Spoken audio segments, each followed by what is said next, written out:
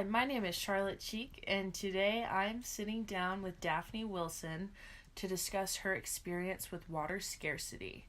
Daphne is a junior political science major at Xavier from San Jose, California. Good afternoon, Daphne. Thanks for being here today. Absolutely. I'm really excited to talk about this. Thank you for having me. Water conservation is something that I'm really passionate about. It's something that I want to work with policy and political science. And I'm really excited to tell you about my experiences, especially talking about back home in California.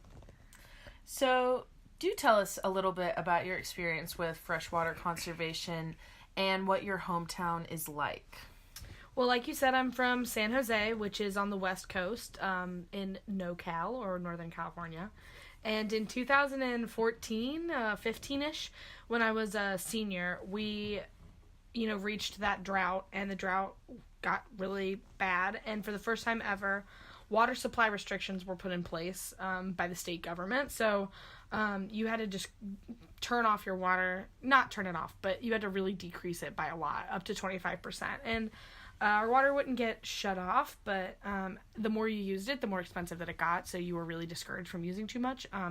So we definitely cut it a lot in our family. So what were some of the causes of the drought in California?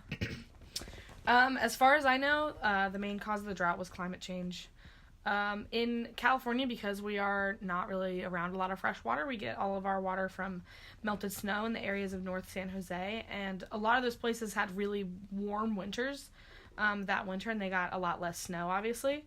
So that just kind of meant that the melted snowpack that came down, the rivers, was not around that year, and there were 4 years in a row with less snowpack, than usual.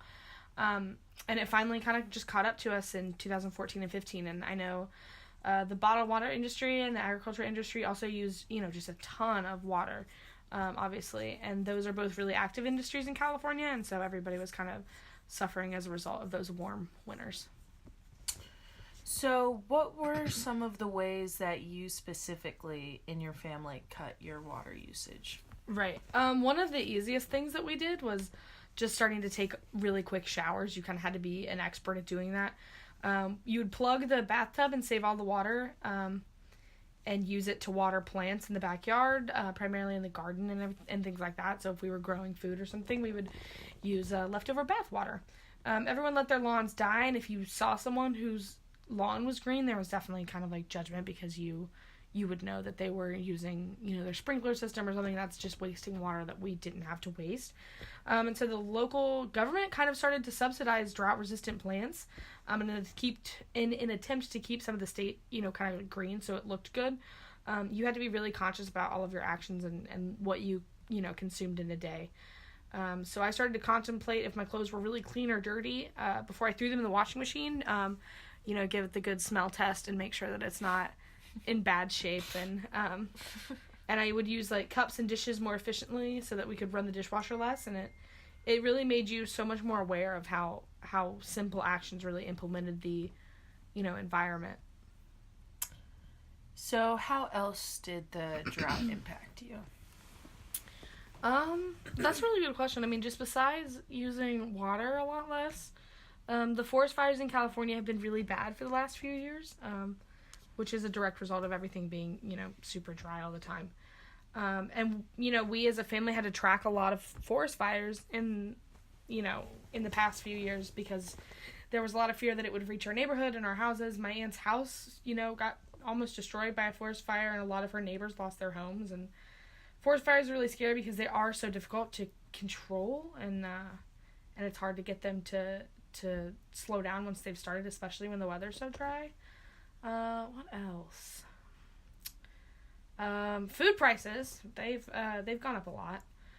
California has a booming agriculture business, and lots of things from like vegetables to meat and dairy have gone up really high in price.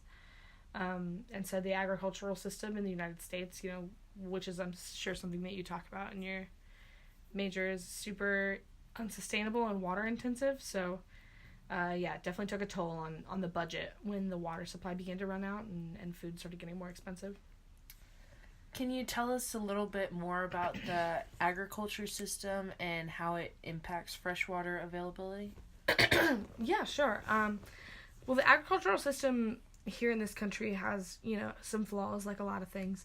And the areas where food is grown, especially, in California specifically, they just kind of suffer from it. Giant farms produce monocultures, which is basically when massive quantities of the same type of food are grown together. And when that happens, the plants become extremely susceptible to harm. They require a lot of extra resources like, water and fertilizers and, bug resistance and stuff like that. And on top of that, a lot of times the plants are watered unsustainably. Farms can adapt, irrigation systems that require not that much water, but far too often plants are mindlessly sprayed with water by, these big irrigation machines, and the water is sprayed, all over the plant when it really needs to just go to the root, and they just use way, way, way too much. And another issue is that water bans back in 2015 only applied to residents. So they only applied to, singular households. The agriculture industry was never forced to decrease the water usage. So when the rivers ran dry, they turned to aquifers, and they are in the process of now depleting those. Unsustainable groundwater extraction is definitely a huge problem in the United States. So other than the agriculture industry, where else have you seen this take place? Obviously, I'm not an expert, and I don't know a ton of specifics on the issue, but I know the bottled water industry is, pumping water out of California and shipping it away to other places, which is, kind of backwards just because California is super drought stricken.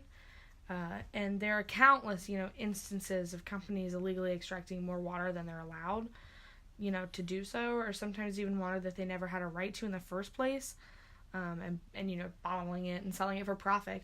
And, there are literally places in California where the land is sinking because aquifers that once lied underground have been depleted so hard. So what do you think are some ways that people can start to conserve water? Honestly, surprisingly, the main way that people can conserve water is being conscious about your diet, actually. Foods like meat, especially red meat, and dairy require a ton of water for production because the animals have to eat so much, which requires the water to be pumped and food to be made. And people think that water conservation is really about turning off the water when you brush your teeth and taking shorter showers and things like that definitely do help. But if you change your diet, you can pretty much change any part of your daily routine to adapt to it. Is there anything else you'd like to share with us?